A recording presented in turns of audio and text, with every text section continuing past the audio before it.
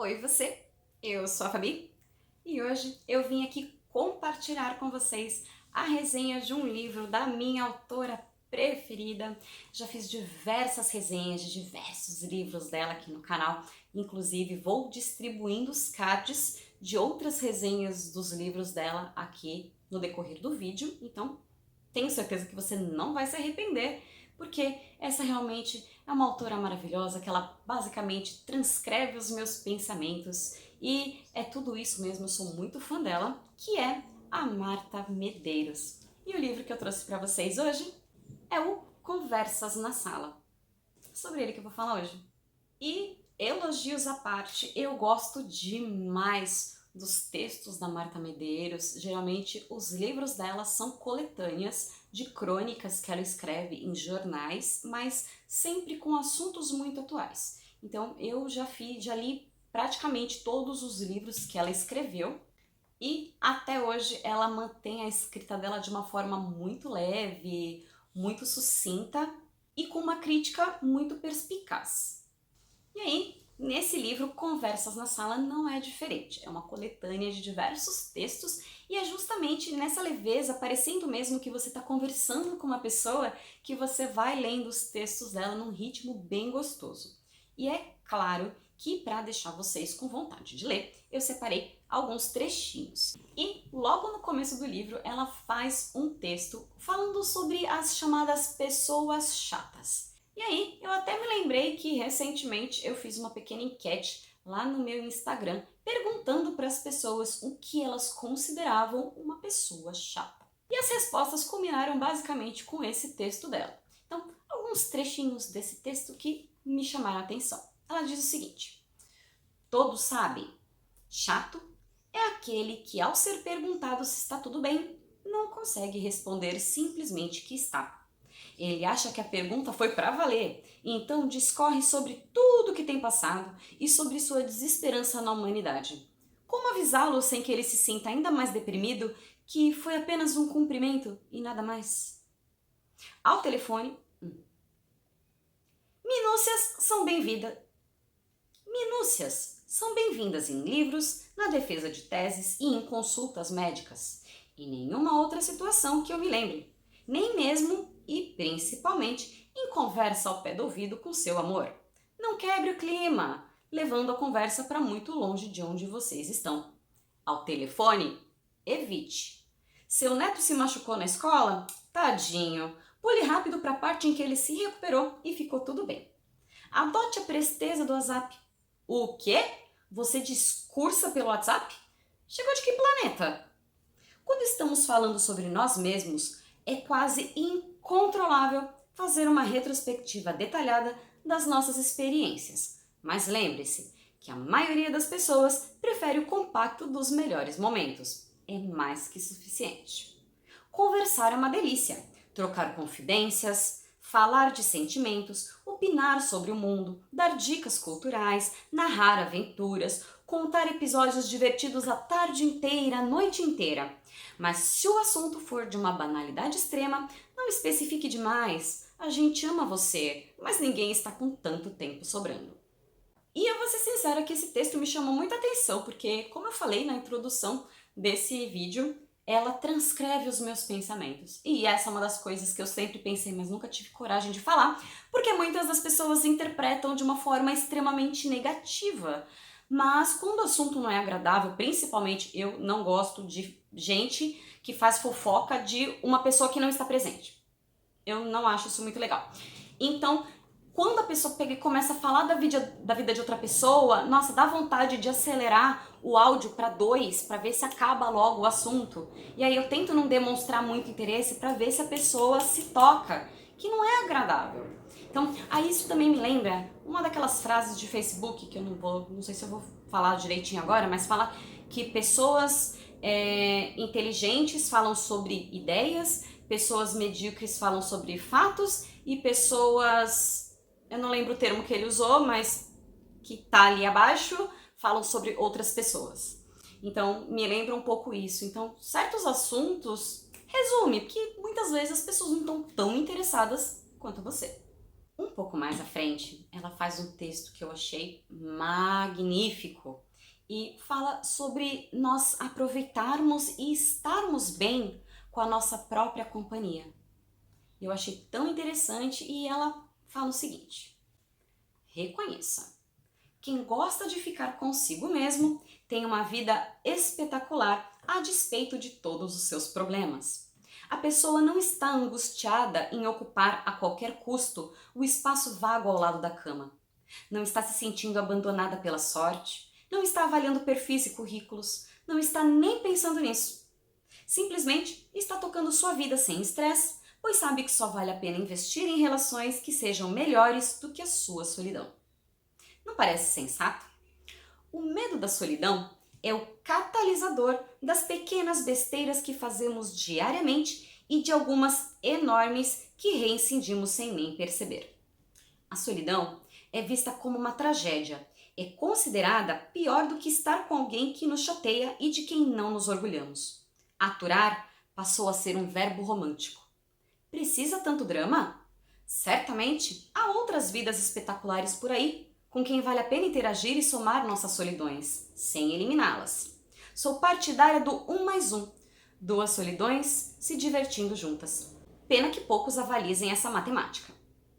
A fórmula do sucesso ainda é o 2 em 1, uma solidão tentando destruir a outra. E ai de quem pedir 10 minutos para si mesmo. Nada de ficar quietinho aí. E esse texto, na hora, me lembrou que ela falou da solidão consigo próprio, que eu chamo de solitude. Na verdade, não sou eu que criei o termo solitude. Inclusive, eu já fiz um vídeo aqui no canal só falando sobre isso, que você aí ainda não assistiu, eu vou deixar linkado aqui em cima. Mas é justamente você ver prazer na sua própria companhia.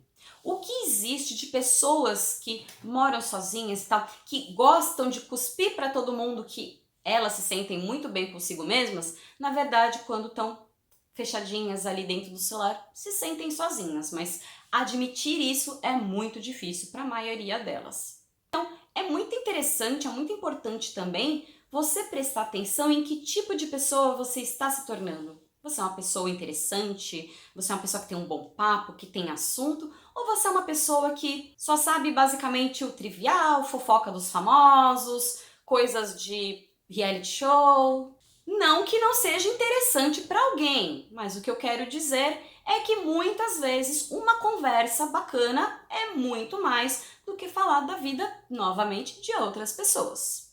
Então é extremamente saudável essa parte que ela falou de pessoas que só estão dispostas a se relacionar com outras se esse relacionamento for melhor do que a sua solitude. E justamente já pegando o gancho desse assunto, num outro texto adiante, ela complementa basicamente isso que eu acabei de falar. O ser humano, qualquer um, é um depósito de angústias, carências, traumas, neuras. Não somos apenas o nosso gosto para cinema, o nosso jeito de vestir, o nosso prato favorito. Se fôssemos apenas isso, amar seria como jogar dominó. Mas o jogo entre dois amantes é mais complexo. Aos poucos, vão aparecendo os medos secretos, a dificuldade em lidar com certas emoções, a fixação em ideias estapafúrdias, o complexo de inferioridade, a ansiedade incontrolável, as perdas pelo caminho. O amor em si não é difícil. O amor é fácil. Difíceis somos nós. Somos uma simpática encrenca para quem se atreve a entrar na nossa vida e ficar conosco por mais de 10 dias. Prazo suficiente para lembrar que perfeição não existe. E aí, automaticamente, já me lembrei de aquele dito popular que as pessoas sempre falam que você quer conhecer a pessoa com quem você está se relacionando é depois de comer um pacote de sal junto. E é basicamente isso mesmo.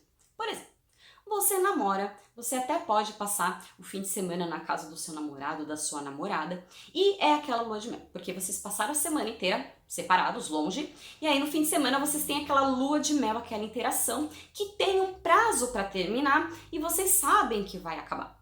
Então, a partir do momento que essa relação começa a se tornar diária, obviamente é quando as angústias, é quando aqueles pequenos defeitinhos que muitas vezes a gente vai escondendo, vai suprimindo, acabam se manifestando.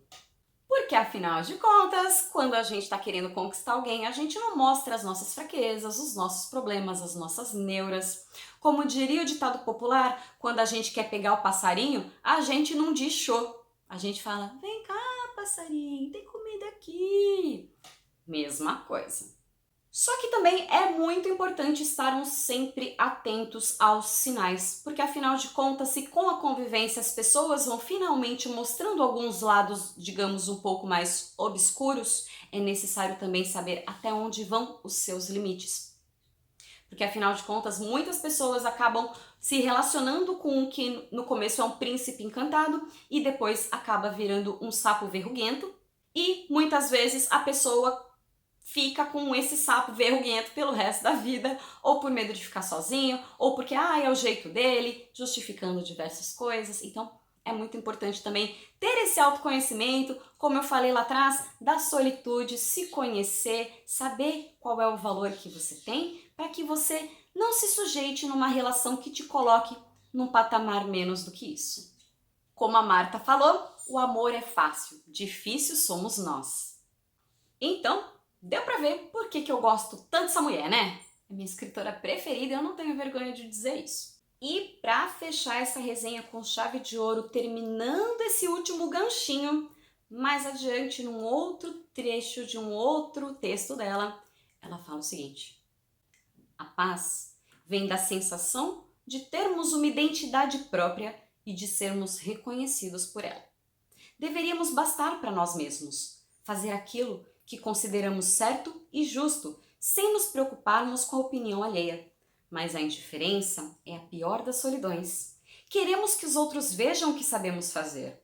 E se não houver oportunidade de trabalhar, de realizar um projeto elogiável, de praticar um esporte, de fazer parte de um grupo bacana e manifestar as próprias ideias, a pessoa não ficará em casa desfrutando sua invisibilidade.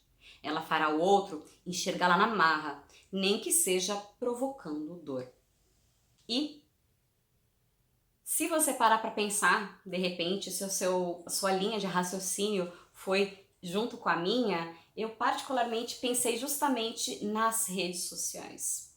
Quantas pessoas e o que elas têm feito cada vez mais para aparecer. Recentemente eu vi um caso muito curioso que uma onça, se eu não me engano, ela começou a escalar o gradil de um jardim zoológico em Brasília.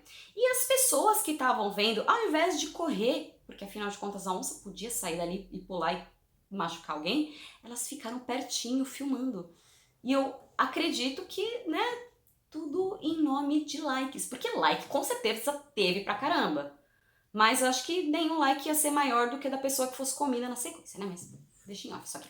Então, cada vez mais eu vejo pessoas se colocando em situações de perigo para filmar cenas em troca de likes, de admiração das pessoas acharem ela corajosa e dela ser julgada como uma pessoa extraordinária por causa daquele feito, daquele vídeo, daquele reels. E, como a Marta falou nesse finalzinho de texto, aquelas pessoas que não conseguem ser vistas, muitas vezes acabam causando dor, fazendo tragédias justamente como uma forma de serem vistas.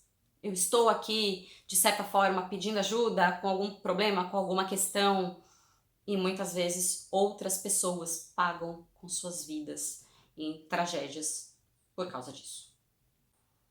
Então, é muito interessante, é muito importante a gente prestar atenção não só em quem nós somos no mundo real, mas também, e vou ser sincera hoje, acho que principalmente quem nós somos no mundo virtual. Porque muitas vezes, na maioria das vezes, nós falamos, nós escrevemos coisas que nós jamais diríamos na cara de outra pessoa.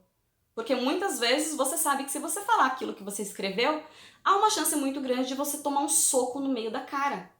Mas na internet isso não acontece, ela pode estar lá do outro lado do mundo e vocês ficam ali discutindo com mensagem de texto.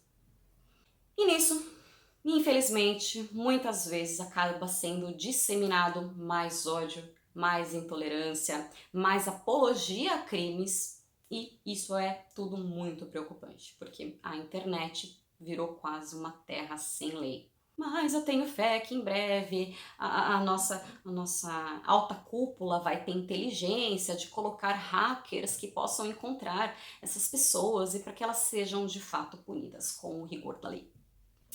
Então, deu pra ver que eu gosto muito da Marta, concordo super com as opiniões dela, já discordei em algumas ocasiões, mas ela mesma fez um post recente nas redes sociais sobre como a gente vai amadurecendo e mudando de ideia no decorrer da vida, e aí eu achei bem legal. Então, se vocês não conhecem o perfil da Marta, vou deixar aqui embaixo no box de informações. Então, eu gosto muito e super recomendo.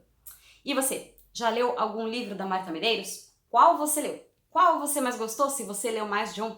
Me escreve aqui embaixo nos comentários. E se por acaso você começou a ler através desse livro, Conversas na Sala, me conta então qual foi a sua primeira impressão e o que você mais gostou, e se não gostou de alguma coisa, o que você não gostou, que eu vou querer saber.